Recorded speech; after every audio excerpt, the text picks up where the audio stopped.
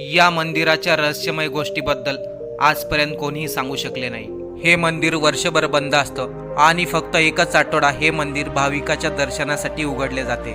या मंदिराच्या बांधकामासाठी ना कोणत्या सोन्याचा वापर करण्यात आला ना कोणत्या चांदीचा वापर करण्यात आला आणि हिंदू कॅलेंडरच्या नुसार दिवाळीच्या वेळेस एक आठवडा हे मंदिर उघडले जाते।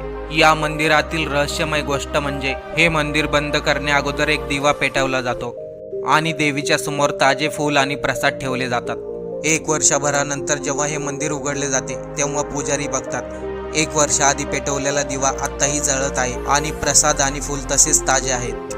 मंदिरासमोरच एक वेगळ्या आकारचा दगड आहे। तो दगड 1 इंचाने देवीच्या मूर्तीकडे जात आहे असे मानले जाते। जेव्हा तो दगड मूर्तीकडे जाईल तेव्हा कलयुगचा अंत होईल। काय आपण या मंदिराचा अनुमान लावला का? मी बोलत आहे कर्नाटक मधील हसंबा मंदिराबद्दल। हे मंदिर कर्नाटकामध्ये स्थित आहे।